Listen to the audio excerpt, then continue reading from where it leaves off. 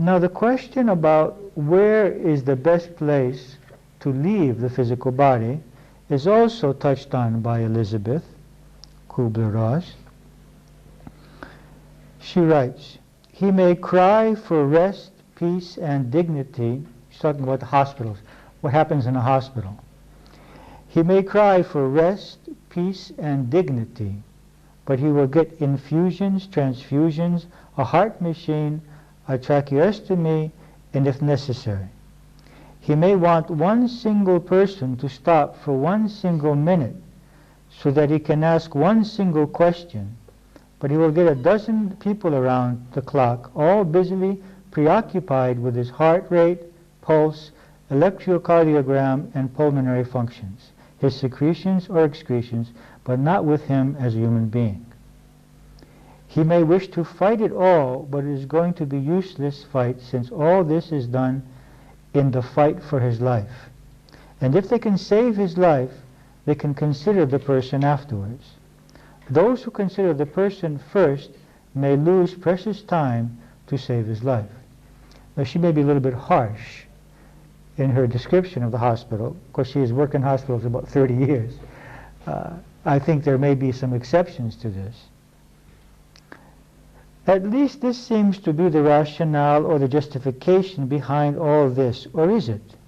Is the reason for this increasingly mechanical, depersonalized approach our own defensiveness? Is this approach our own way to cope with and repress the anxieties that a terminally or critically ill patient evokes in us?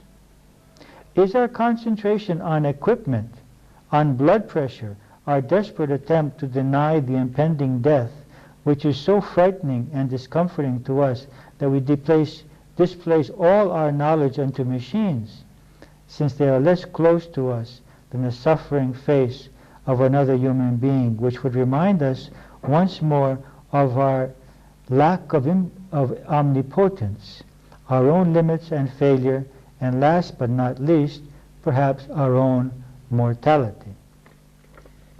So her opinion is that in any case where it's possible, that it's better if the person is at home, surrounded by loved ones.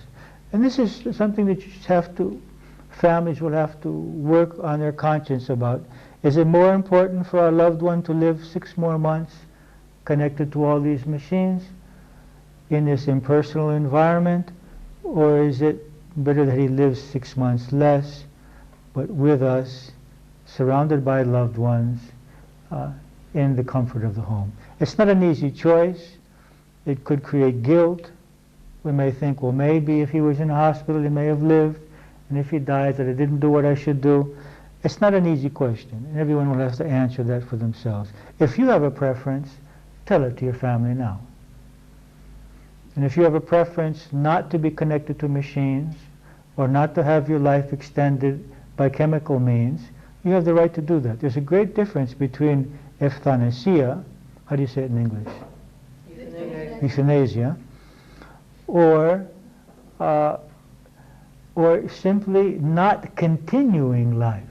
It's one thing to take someone's life by injecting a chemical, and another thing is allowing nature to do its own work without interfering. That is not euthanasia. It is simply allowing nature. So no one is obliged to be connected to a machine or to take any kind of medicines.